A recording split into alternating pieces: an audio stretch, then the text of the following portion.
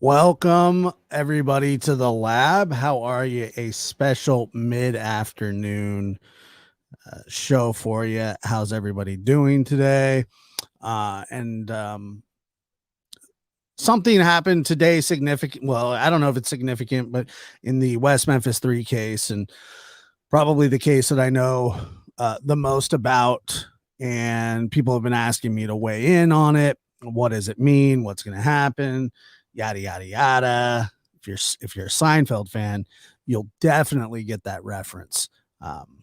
But today is the 1 year anniversary of Daniel Robinson going missing, and that case is just a tragic case, obviously, because of how hard the father is working and what kind of person the young man is and was. And so that's a tough,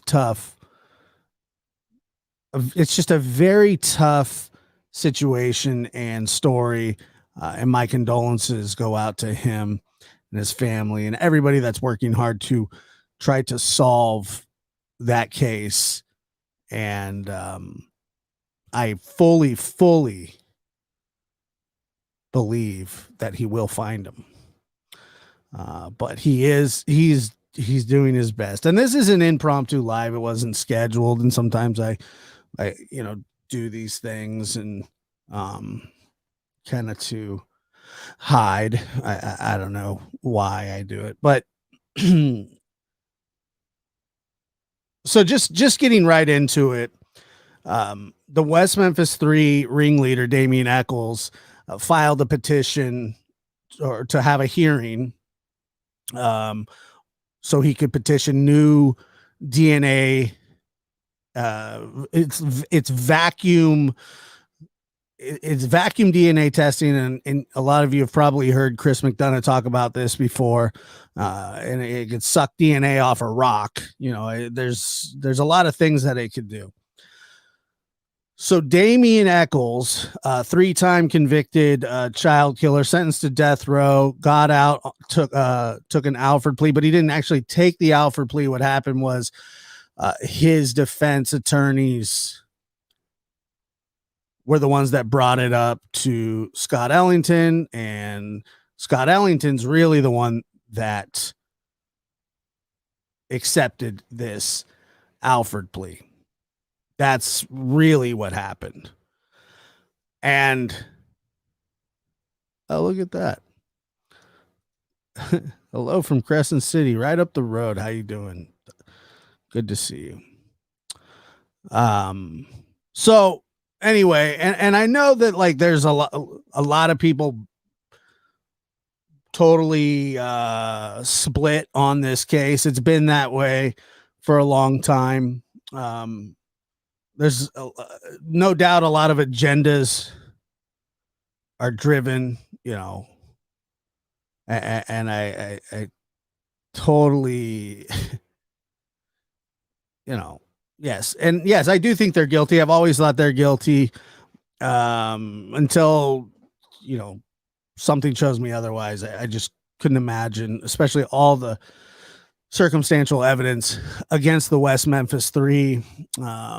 I've always thought that they were guilty, and I will continue to think that, especially when you really do the research on it and not watch Paradise Lost 1, 2, or 3, or West of Memphis, or Devil's Knot, all Hollywood productions. But yes, I absolutely do believe that they are guilty, led by Damien Echols. And just to recap some of the, this case has always been circumstantial. It's been a circumstantial case. And for a lot of people, they don't like they don't like the fact that there's nothing DNA related that tells you, that points directly to Damien Jason or Jesse, DNA related.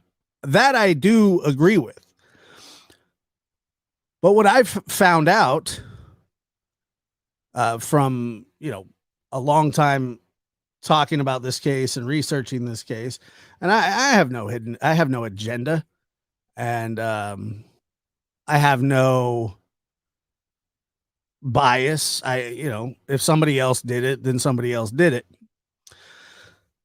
One of the things that always happens in this case, especially, is that when it's brought up, the evidence, the Hollingsworth clan seeing Damien walking on the road just a couple 100 feet from where the crimes occurred at the time that the children were to have believed to have been missing, and it just covered in mud, things like that. And then what happens is people say, well, they recanted what they did, but that's not true. The young man, Michael Carson, that was in prison, or that was being held in jail with Jason, who testified at trial that Jason had confessed to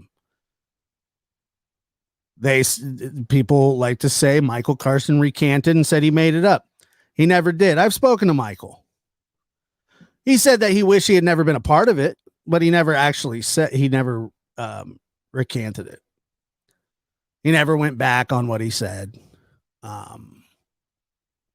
He just never did. And so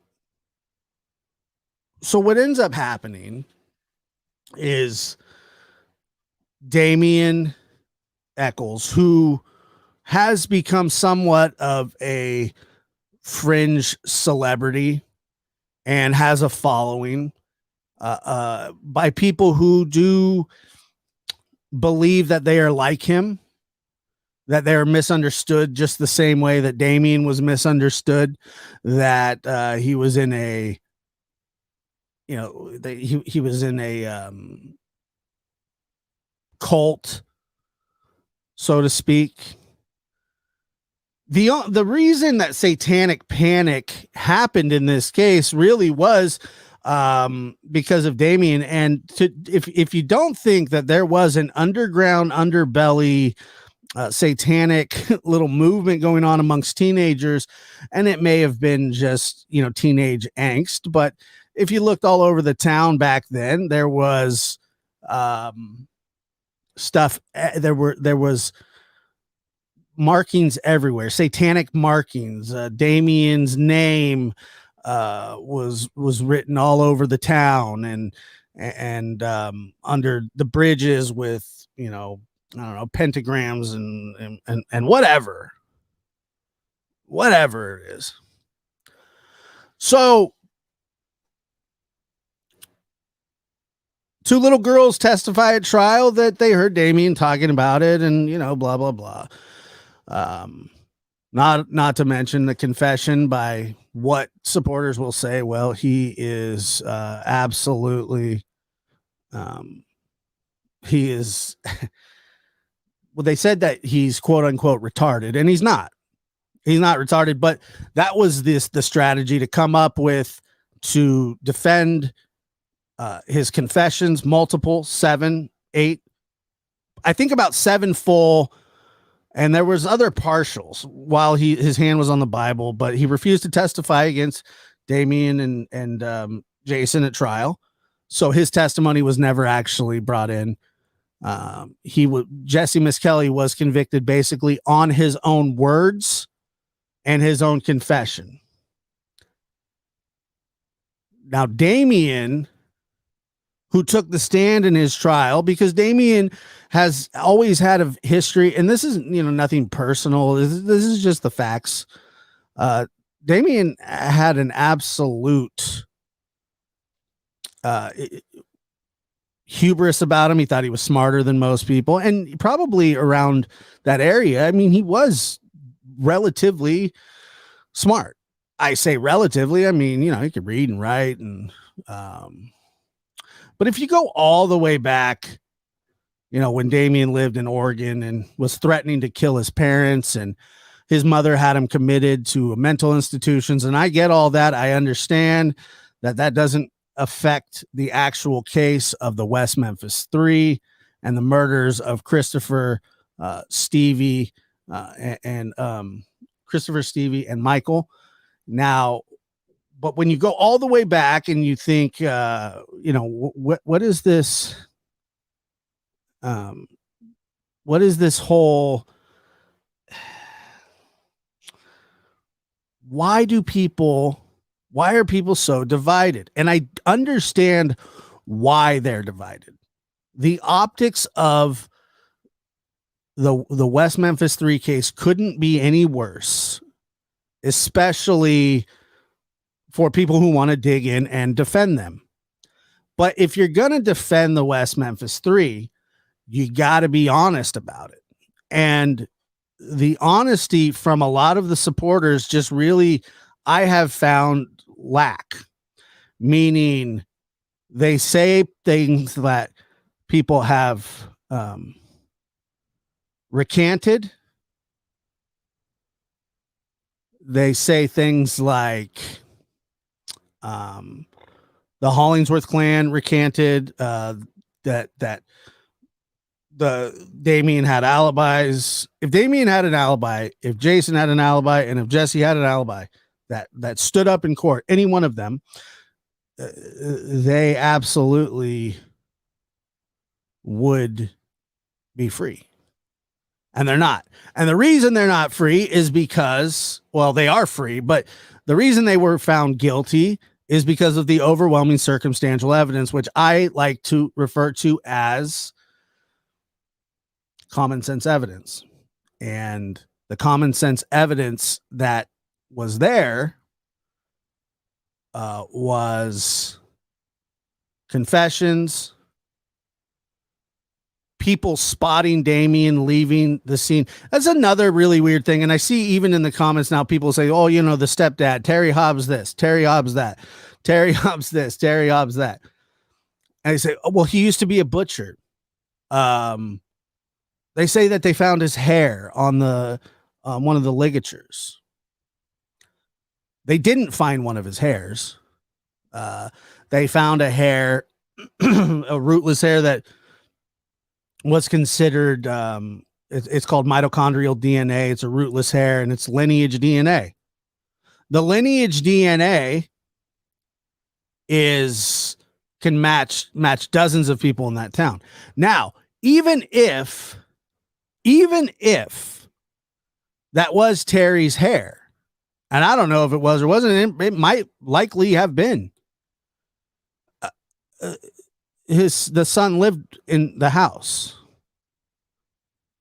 Stevie lived in the house. And it would make sense if there were a hair, and all the kids frequented the house.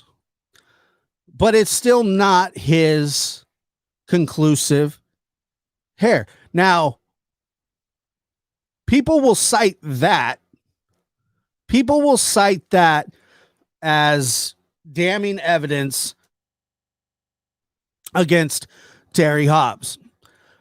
But what people won't do is cite Damien leaving the scene of the crime, seen by 5 people, 2, maybe 3 testify in court about it, him covered in mud, him not having an alibi. He said he was on the phone with 4 different girls. All 4 of them say, or 5 of them say, he wasn't talking to us during the hours of between 4 and 10. Well, what was going on between 4 and 10? Well, the kids went missing.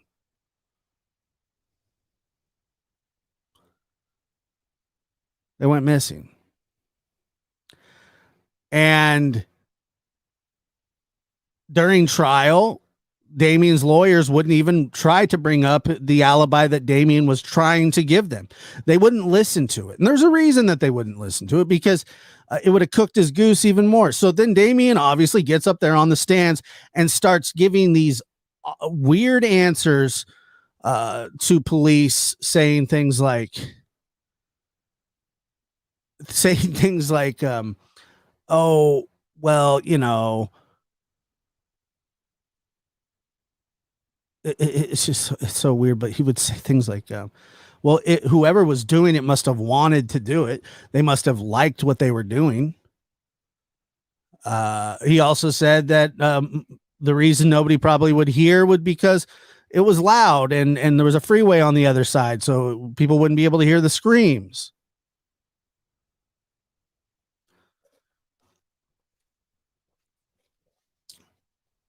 In my opinion, Damien's not misunderstood. He's very well understood, especially by um, Damien, or even especially by Jesse and Jason.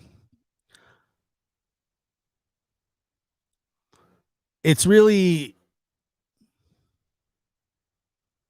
it's just, it's a really odd, um, it's a really odd case because 20 years later, after, you know, public pressure, movies, celebrities getting involved with no real evidence of anything other than they liked them and were upset that the physical evidence didn't meet their standards, but it met a court standards, and they were very upset about that. They said, you know, I mean, people just want that absolute physical evidence. But if you go to the other side,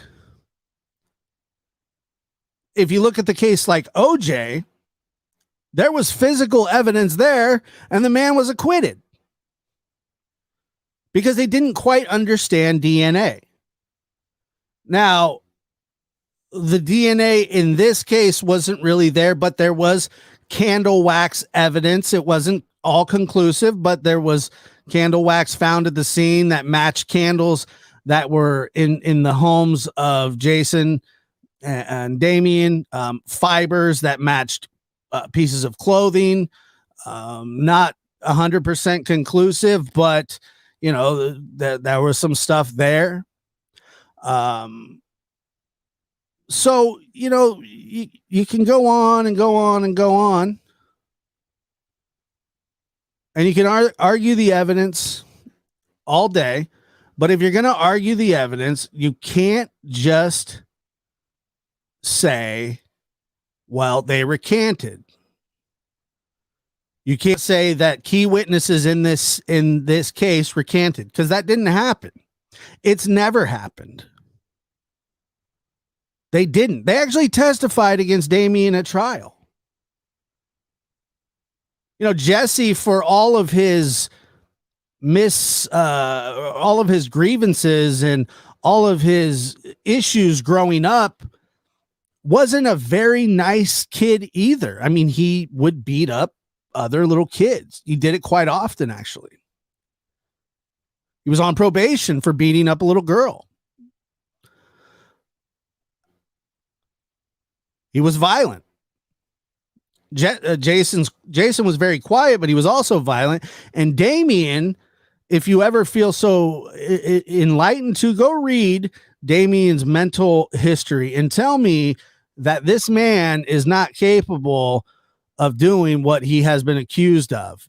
Now, don't tell me that, well, Damien's not a saint, because I already know that. And I don't think that there's anybody in the world that's going to defend Damien to say that he is a saint. Because if you look at his mental health history, he himself says that he's suicidal, homicidal, a sociopath, threatened to kill his parents.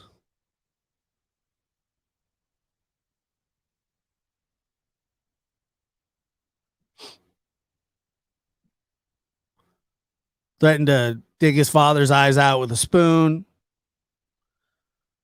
Made the kids in the mental institution that he was staying at very uncomfortable by trying to suck the blood of them when they cut themselves. Odd. And so to say that Damien's not capable of these crimes is just not a good defense.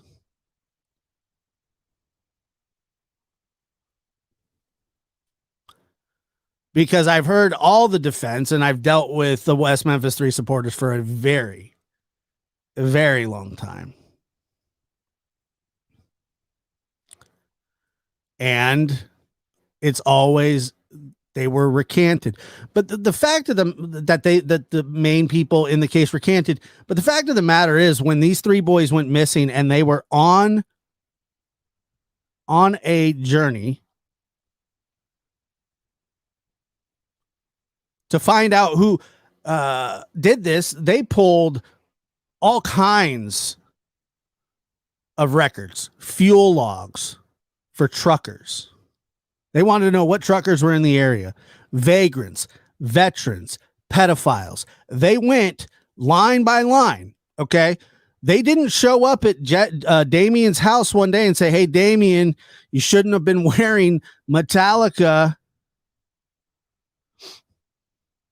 You should have been wearing the Metallica shirts or worshiping the devil," which he did. He absolutely did. And I'll get into that a little bit later. And I'll tell you about the cult that was in West Memphis and a man that you've never heard of before named Alvis Clem Bly. Alvis Clem Bly was in the cult that Damien, Jason, and Jesse were in. There was an actual cult there. It consisted of 20 to 30 different people showing up certain days. They worked out of this book. It was a sacrificial book where they would harm animals. Now, I know a lot of people would say, well, that wasn't a cult or whatever. Call it whatever you want. But the fact is that they harmed animals. Damien had a history of harming animals. If you've never heard the story about Damien Echols killing the Great Dane at the lake shore, at the lake house, there was a sick Great Dane, and Damien took it upon himself to hit it in the head. He smashed the dog's head in and then cut it open and supposedly was wearing its intestines around him. This comes from Jason Baldwin's cousin who who spoke to the police about this.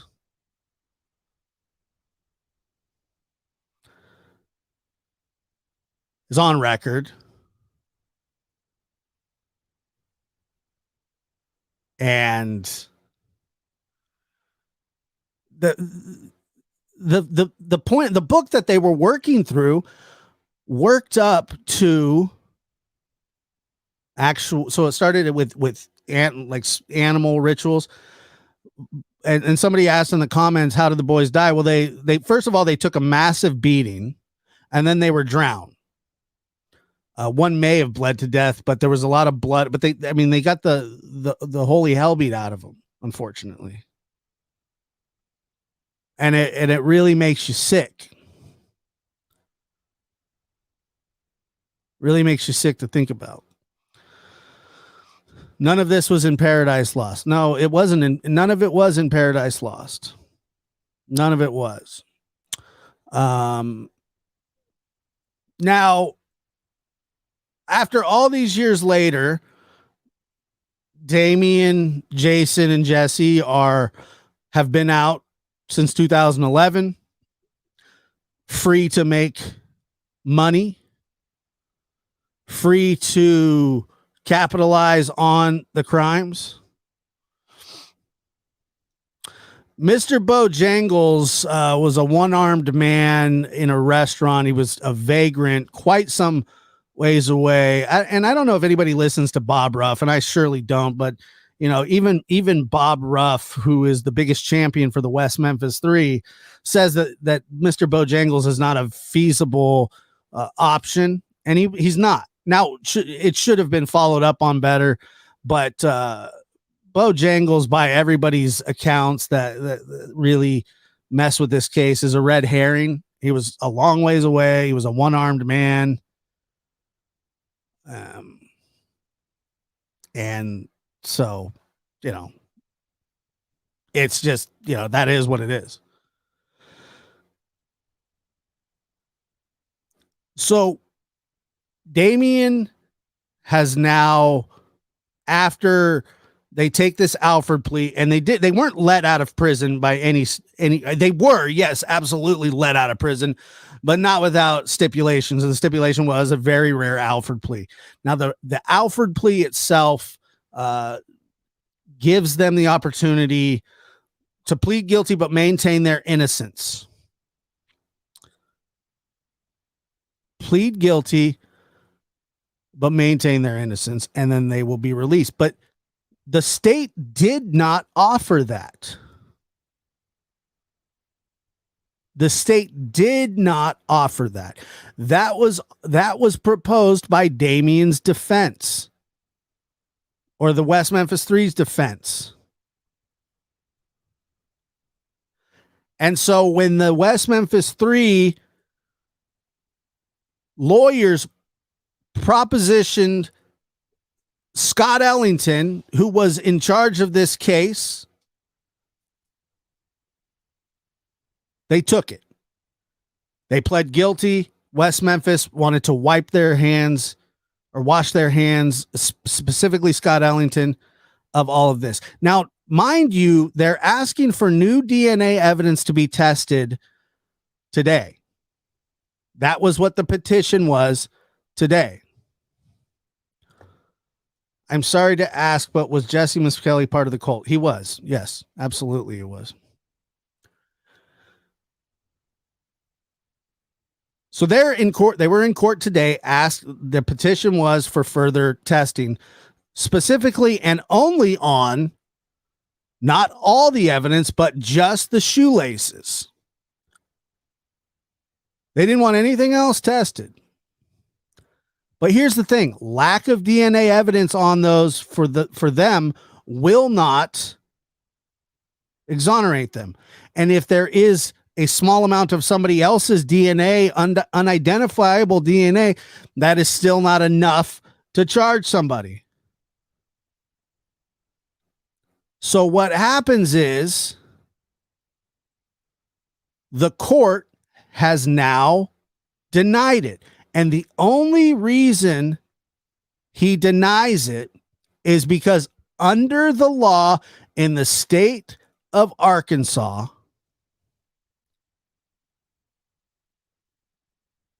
you must be incarcerated at the time you're asking for retesting of evidence. It's a habeas law in Arkansas. And so the judge released a statement, or said during the hearing, that he doesn't work on emotions and he doesn't work off bias. He works off the law. His hands are tied. They're not allowed to do it. You pled guilty. You pled guilty. And under the law in Arkansas, so what the judge says to them is, hey, go petition legislators. Tell them to change the law, because right now we can't do anything. But here's the thing, folks, and I really want you to understand this part, because this is where I'm going to tie it all together for you. Damien doesn't actually care about the testing. Damien has a group, a fan base that constantly pushes him to try to exonerate himself, knowing full well that it will never happen, because you can't exonerate yourself from something you did. And he did do it. He failed polygraphs. He was seen at the scene. He had no alibis. People overheard him talking about it. Not just the two little girls at the softball game. There was more, but they were the only ones that had the stones to even say anything, testify in court in front of people.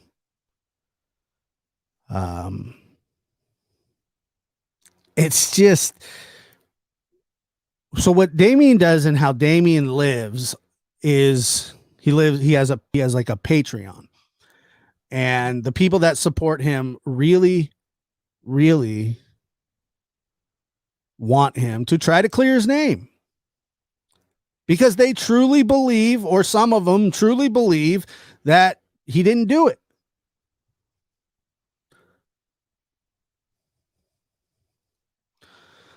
Will anything change if there's another person's DNA since they pled guilty? Yeah, definitely. Sure would. It sure would. If they had enough of someone's DNA to prove anything, then yes. But there just won't be.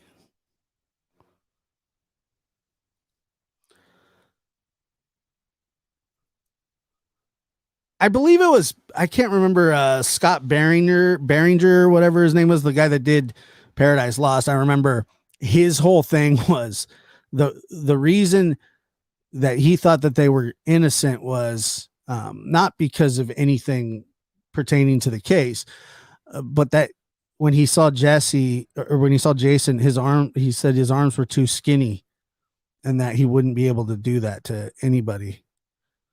That was Scott Barringer's reason for believing them. His arms were too skinny. It's so funny that you asked that. When the West Memphis Three were in jail and at the height of this whole debacle, this horrible crime that happened, the West Memphis Three had about, I would say, between $10 and $20 million in a defense fund. And they had experts from all over the world with advanced testing. They had anything they want at their disposal. Anything. 10 to 20 million dollars. 10 to 20 million dollars.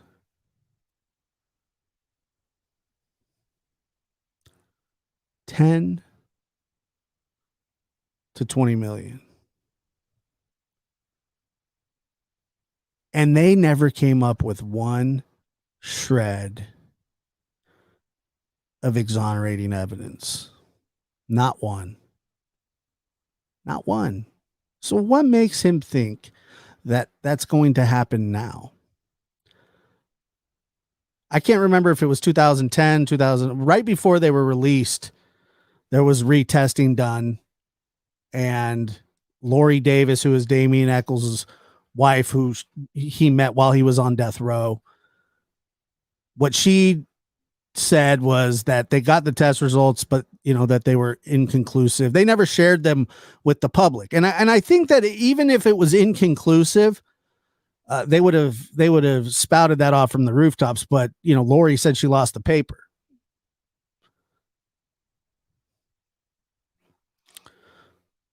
Lori Davis says that she lost the paper, and thank you little bit for that. I appreciate that so much. Thank you. Yeah, and if you go back on my page and you want to take a look, it's very nice of you to say here, Josh has a few brilliant videos for any in doubt. You may well change your mind when you hear all the details. And I think that there is kind of a shift going on in this case, personally, a shift of, back in 93, you couldn't get very much information about this stuff. And now it's everywhere. It's all over the place. You can go read the court documents. You can listen to audio from the trial.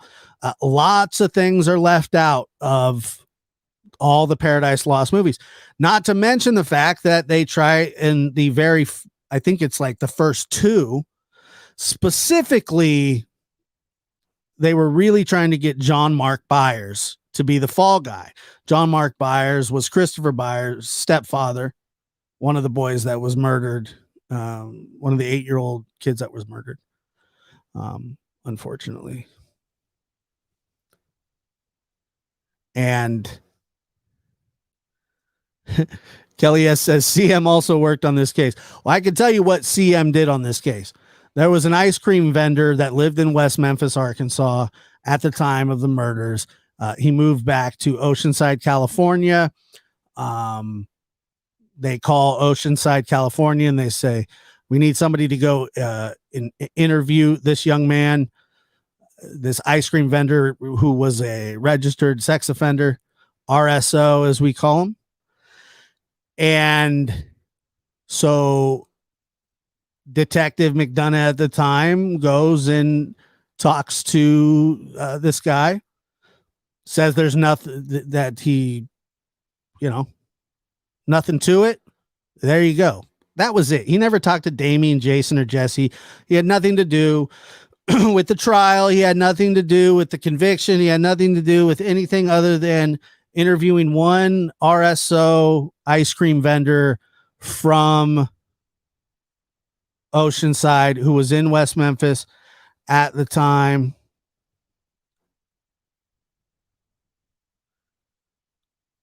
I know this case inside out, and I know everything that gets thrown against the wall. And I understand, I'm not here to overly convince people of something, although I do want people to actually listen to the evidence, because there is evidence. Right. But I mean, Kelly, yes, you say Chris worked on it. He interviewed one person from California, and that was it. It's so funny. That's funny.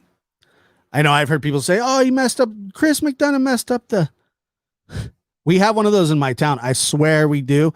And so he's the RSO ice cream guy in our town has his daughter work the front counter.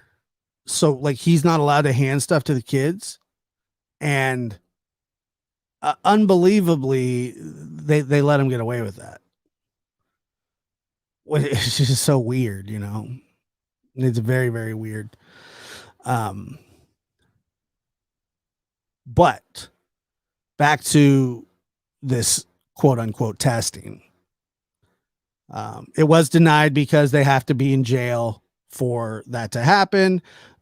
If they want, they can petition the state of Arkansas to try to change the law, but the law is the law. And it seems like the reason it's there is because the case is closed. It's solved. It's over.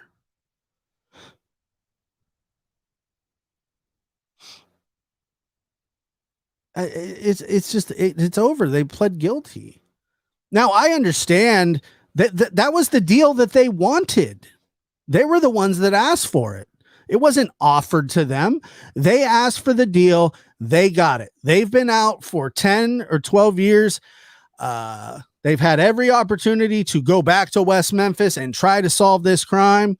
Other people want to do that for them, but they just have no, especially Damien. Jesse lives in West Memphis. And by the way, lives in poverty and his father just passed away. He is not in the spotlight. He is not a celebrity. He hates it. Jason kind of the same way. Jason just the other day was begging that he lived in a trailer.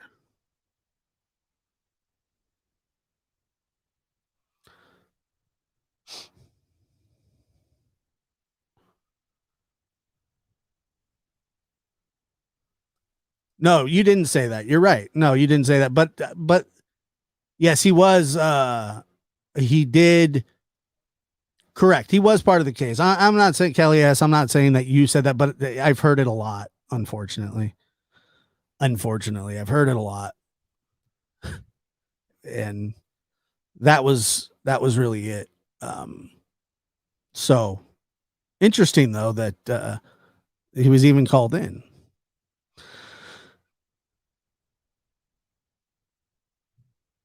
It is cool. Yeah, for sure. Definitely. But it's just a big, I don't even think Chris really is familiar with the story. Jesse's IQ really got to me. Now we can talk about Jesse's IQ a little bit here. Jesse's IQ, he wasn't mentally retarded, but he wasn't the smartest kid in the class. He was probably the dumbest kid in the class. And that's a fact. But that's a long way from being able to coerce somebody.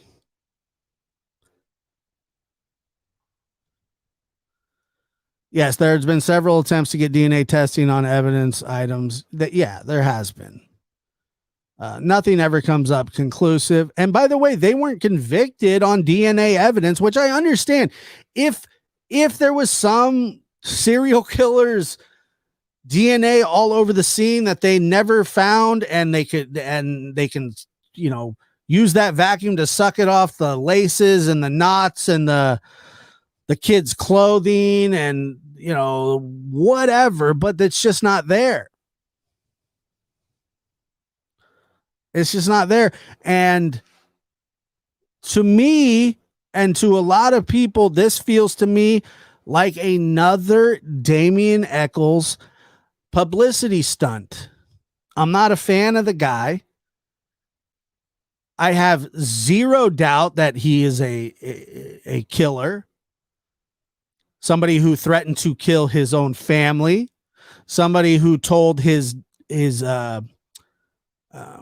at the time, baby mama, as you want to call it, got no drama, that he wanted to sacrifice their first child, which is, Now, Alvis Clemby, let me tell you a little bit about Alvis. And yes, that's his name, Alvis. Alvis Clemby was a man around 34 years of age in West Memphis.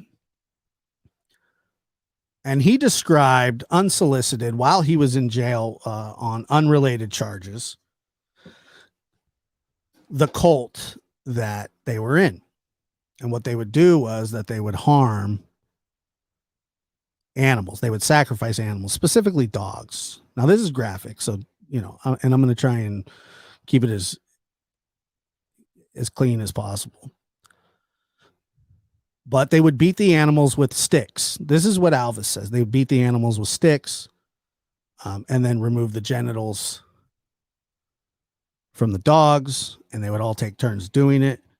And now in the report that he was speaking to police officers, and he was the one asking, Alvis said that he was so happy that he was in jail because he probably would have been along with them, Jesse, Jason, and Damien.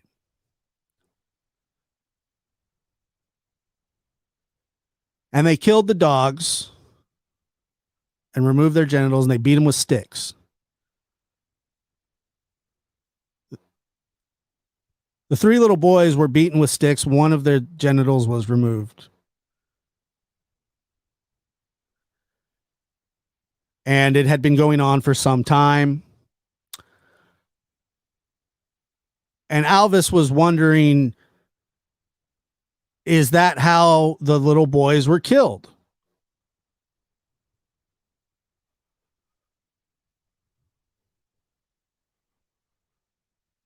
But they wouldn't say that's how it was. They wouldn't say, they couldn't tell him. But he said, is that how they were killed? And he says, well, I can't tell you that. He goes, because that's how we did it with the dogs. And it just so happens, a short time later, on a full moon, Cinco de Mayo, or whatever,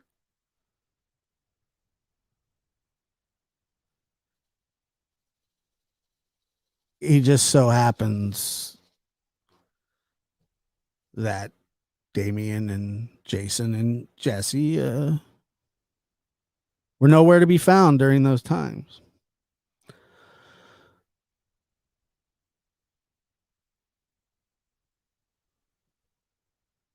But yes, Alvis Clemby had a account. Most people don't even know about Alvis because they don't share this stuff, but he knew how they did it, when they would do it, what they used.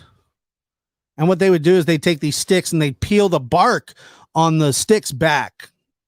Why, I don't know. and start whacking whatever their victim was. It's a very, very graphic situation. Yeah, I mean, any true crime aficionado knows that when you start killing animals, and he very well did, he actually collected, was it cat skulls? Like he had a cat skull around his neck. It's not funny. It's actually really gross. But it's also very insane. You know, Damien filing his fingernails to a point to try and gouge people's eyes out. Who are we defending here? Who are we defending here? But once again, the petition is now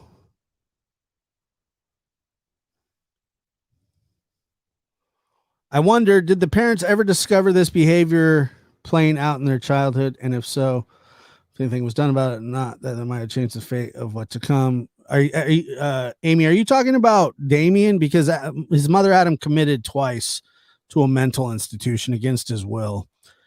Where, and I said this earlier in the show, where he would freak everybody out.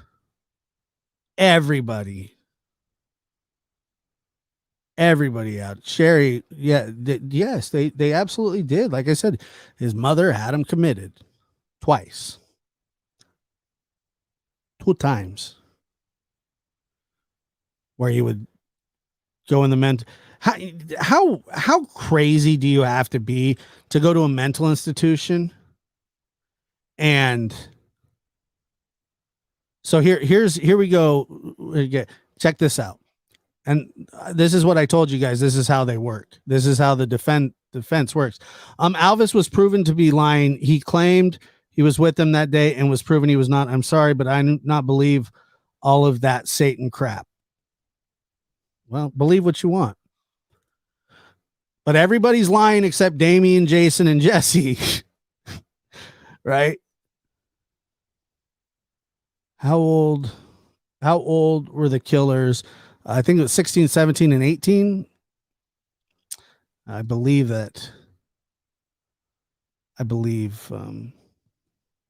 Yes, but yes, Damien had been committed twice.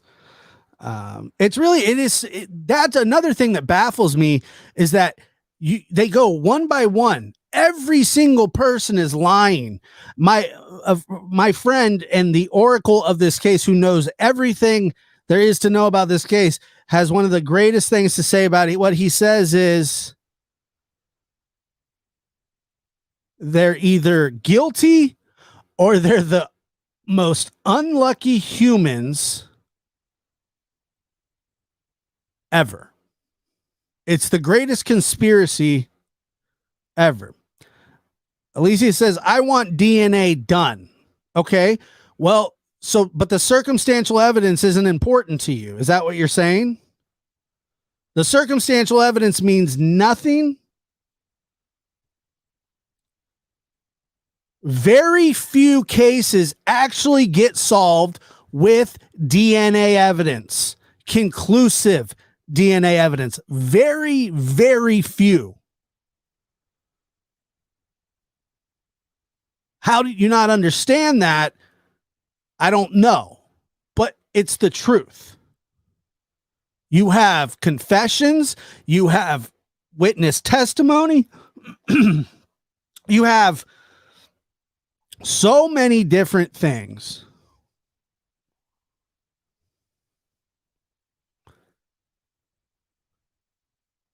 But you want DNA done. Well, DNA has been done.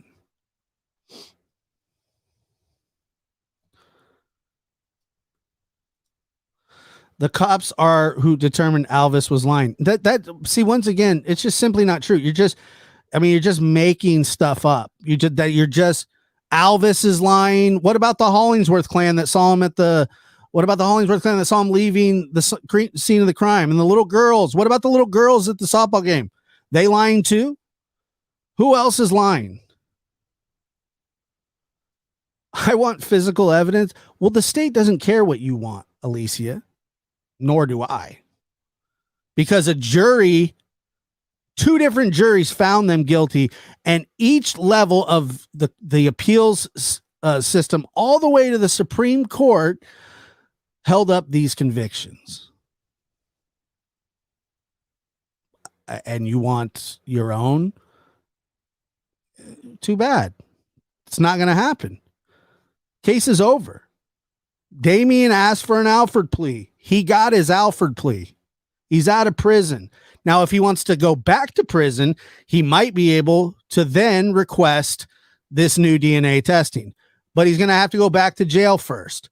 So, unless Damien's willing to go back to jail for this crime,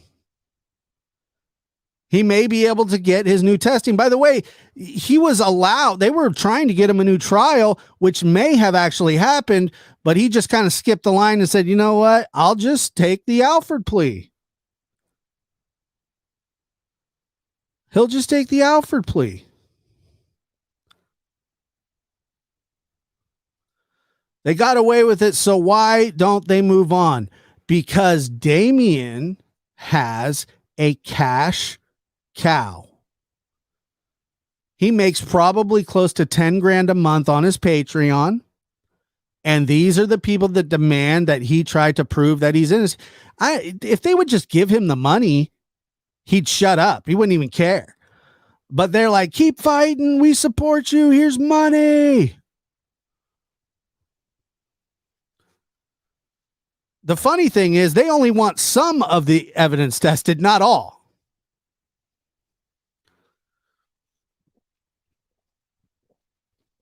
Damien writes books. Damien goes on TV shows. Katie Couric, it's weird. It's weird. And like I said, I have no bias in this situation. If Damien, if I felt that anybody else was guilty for this, I mean, I wouldn't have a problem saying it. I just don't see anything there.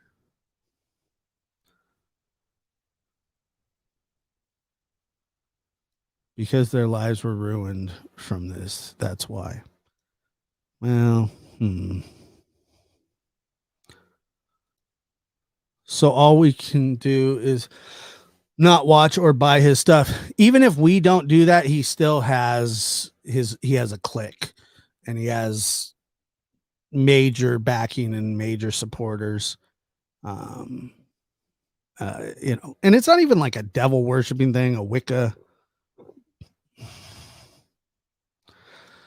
All right, I'll answer one more of Alicia's cookie cutter defense of the West Memphis 3. So everything that has been said about Damien, and I know that you've heard it, and it's a lot. You're going to say that Terry Hobbs, off of a hair that didn't even conclusively match him, that was found in the ligatures of the shoelaces of one of the boys. Well, one of the boys was his stepson that lived with him. That's what you're going off of? You have any idea how weird that sounds? You tell me. Seems a little odd. Seems a little odd. Well, he doesn't know what he is. He says he's an angel, an archangel, a spirit, an entity, a demon, a god, a Jesus. Can the family go and get DNA testing done from themselves from a third party? Well, Damien doesn't want to pay for it. But yeah, he could. Yes.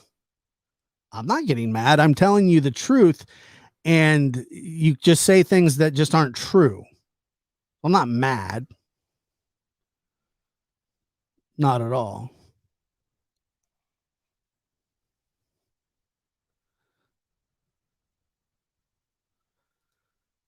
They're not going to give it to them.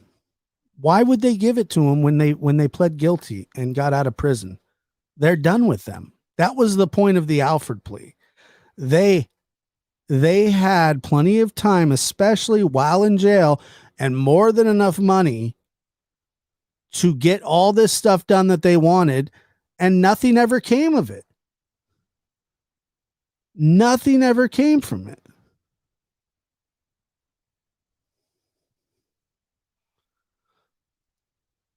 That was Terry Hobbs' hair. Well, no, it actually was. I mean, if we want to do semantics here, it was never Terry Hobbs's conclusive hair. It matched mitochondrially. It matched to him, but it also matched quite a few other people in West Memphis. So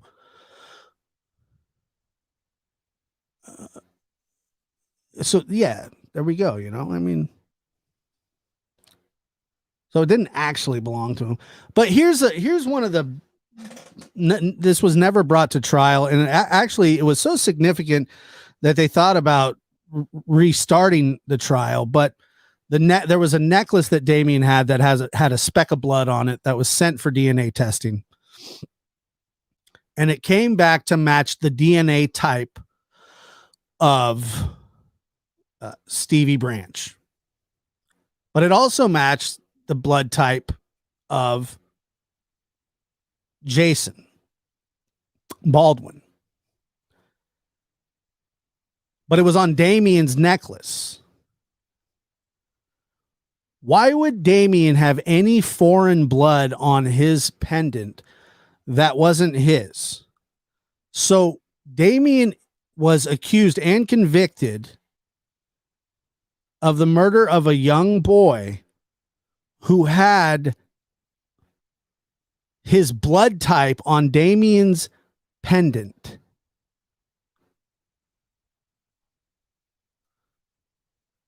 They will never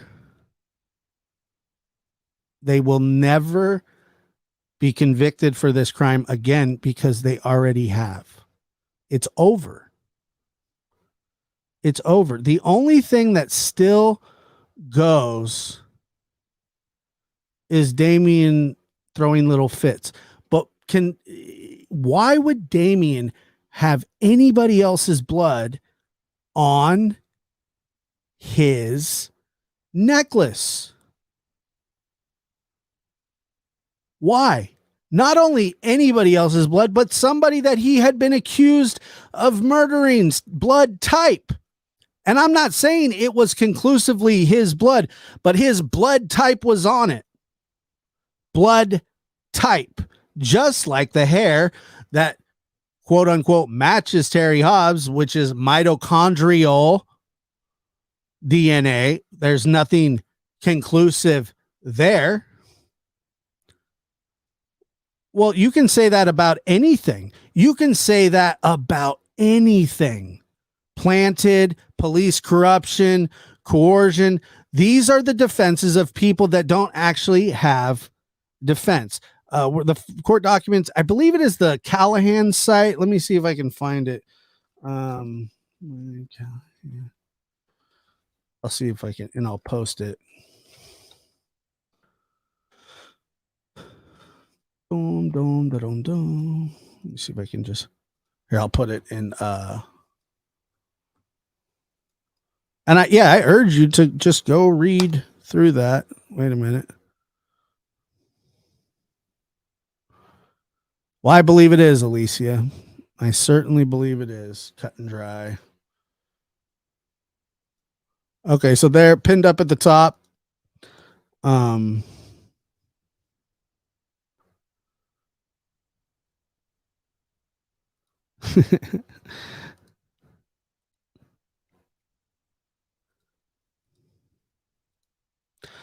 know they went straight to Damien when this happened. No, they didn't. That's actually, and Kelly, yes, you're wrong there. They did not. They absolutely did not. Like I said before, the first thing that they did was they started looking at all of the truck drivers and looked at their fuel logs and vets and registered sex offenders in the area. But no. Damien was not targeted in this at all. The evidence led them there, and his probation officer told the cops after a little while, you might want to talk. You might want to go talk to Damien.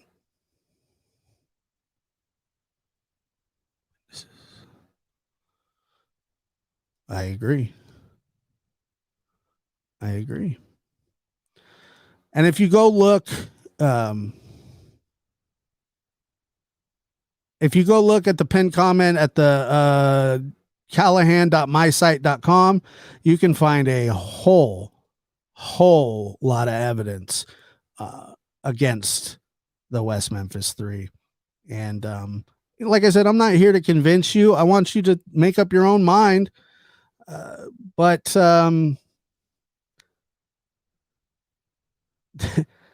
there is the state of Arkansas isn't going to do anything for Damien and Jesse and Jason without substantial reasoning.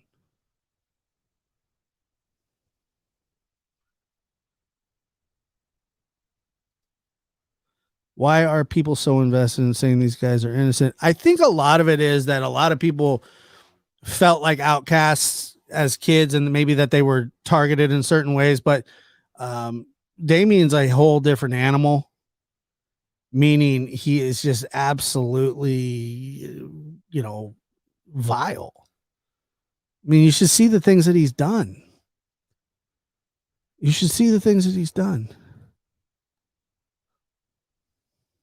Let me see here.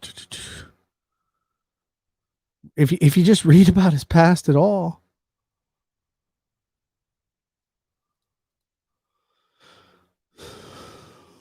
Mitochondrial DNA, Josh, only traces back to the mother because there's no hair root. If there was a root, it would trace. Yeah, I know. I got you. Yeah. Damien has a child who grew up to be a registered sex offender. Go figure. Good one, huh? That's true too.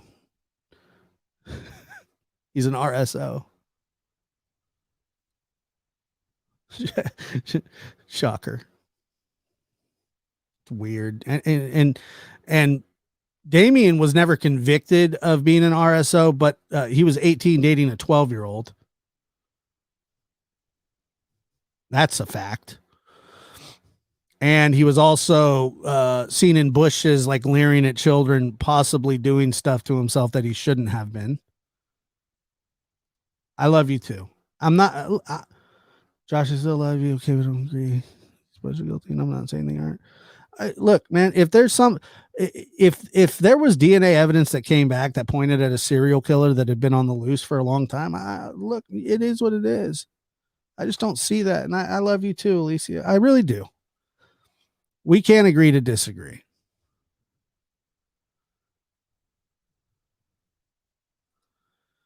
Yes, he did. He wanted to sacrifice his first child. I'm so not mad at anybody. I've dealt with this case for quite some time now. I've had some of the most staunch supporters come after me. The fact that you have doubts or questions is a good thing, but you got to look at all the facts.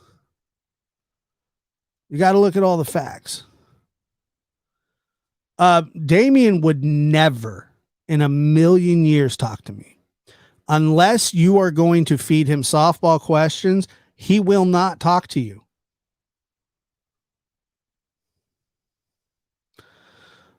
The stepfather was never a person of interest. He had never been a person of interest ever. But would I consider it? I would definitely consider it, but he will not talk to me. He will not interview with me. Matter of fact, he's got me blocked on every social media site that you could think of. Yes. Told Dominique he wanted to sacrifice their first child. I think Damien feels as though because of what he's done, that he's found favor with like the gods and that he's immortal type stuff. Um, but I've covered this case at nauseum for a long time. I always will. I always will. Um, but yeah, he did. No, the father was never, Terry Hobbs, man, Terry Hobbs sure took it on the chin in this case. It sucks because I don't know. The Terry Hobbs thing is so upsetting because people point to this like stupid, rootless hair, and that he was a butcher at one time, and that for some reason made him capable of slaughtering 3 children. But yet Damien, who was obsessed with human sacrifice and obsessed with Aleister Crowley and Antoine LaVey, Mega Beast 666, changed his name, uh, you know, it's to me, it's just weird. I did mitochondrial DNA testing on my dog. To date, he has 300 plus 15% and greater DNA matched family internationally. Josh, please keep up with them. I do. I never knew his son was being a RSO. Yes, his son is. I disagree. I don't know what evidence there is to say that he's not a good man. I don't know. I know what Pam has said, and Pam was just arrested the other day for intoxication in public, and I feel so bad for Pam. Well, she was at the time Hobbs, but I feel so bad for her because of what happened to her children or what happened to her child, and um, she would go on and say, yeah, well, Terry could have something to do with this. And then she'd call Terry on the phone and say, I don't know why I did that. I'm sorry. It was just really, really weird. But that's the thing that the whole essaying Amanda, his daughter, who you can find this, has said that she did lie because she was upset with her dad. It's just weird. But I don't believe for a second that Terry Hobbs is a bad guy. I don't really know him that well. She at one time she did say that, and for some reason she took it all back. Legitimately took it back. No, I do not believe so. I do not believe so. They're not doing the DNA testing. They are not doing the DNA testing. Weird, I know. He is still, yes, he is still with Lori. But I don't know. I think she was at court today when they got denied again. But what I'm trying to tell you guys is this was just a publicity stunt for Damien. It's a fact. It was just he's done this a million times. When he starts running low on support and his name's not out there much anymore, this will propel him, and it has kept his name in the news. Now he's going to get a bunch of donations, and he loves it.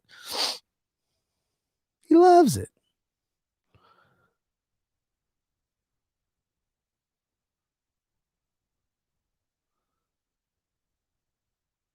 You can actually find where she has recanted what she said. I feel really bad for Pam Hobbs. I feel bad for all of them,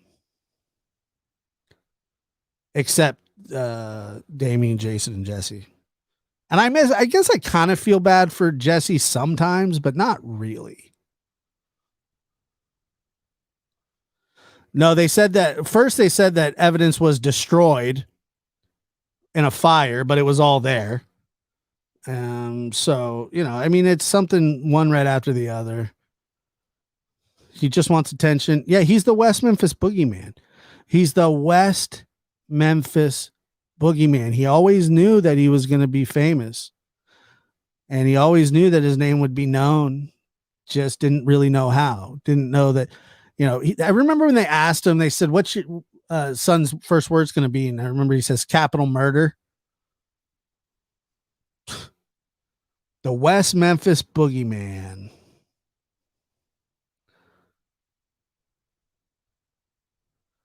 I don't know how they can let the public fund him. The West Memphis boogeyman.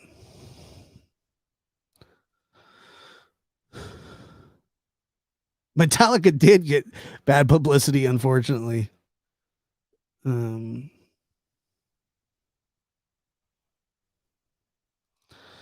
Johnny Depp now has his own lawyers to pay, so he pulled the money.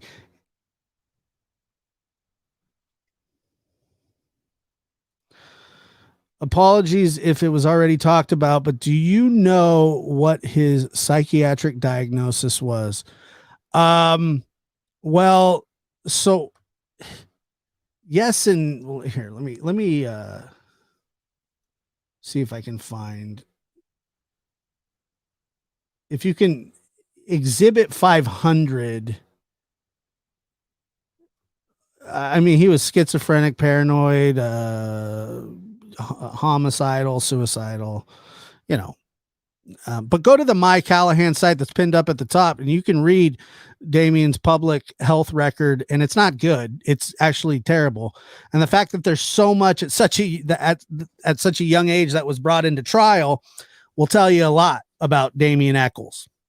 Also, Alvis Clem Bly talks about the kids, how, he gives details of how the cult worked while he was in jail, which seemed to match the crime scene for Damien and Jason. So I appreciate everybody being here.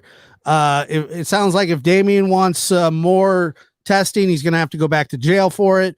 Remember, he's the one that his lawyers were the ones that offered the Alford plea, not the state. The fact that the state took it is still a travesty to this day. Scott Ellington is a horrible human for allowing that to happen. Selfish, and I feel bad for the parents of the three boys themselves.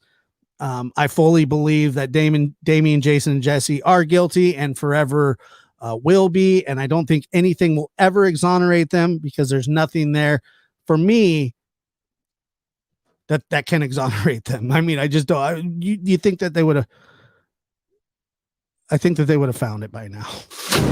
Take care. There is no investigation. This boy has. There is not really. This to me. Don't say any F's and stuff. But I have to put her on the side and where I'm gonna do what I gotta do for me and my boys and my kids. Don't say any F's and stuff. There is no investigation. This boy There has. is not really. This to me.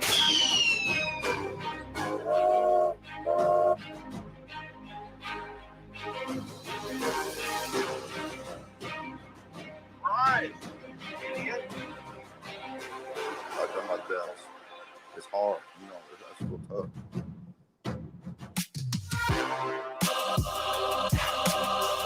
But I have to put her on the side and where with the boys. I'm gonna do what I gotta do for me and my boys and my kids. Don't say any F's and stuff. Live from the NBD Production Studios, you're in the lab with your host, Joshua Diaz. There is no investigation. This boy There has. is not really. This to me. But I have to put her on the side and where with the boys. But I have to.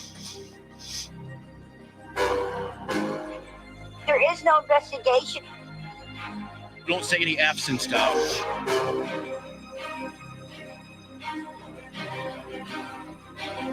But I have to put her. But I have to put her on the side and worry about the boys.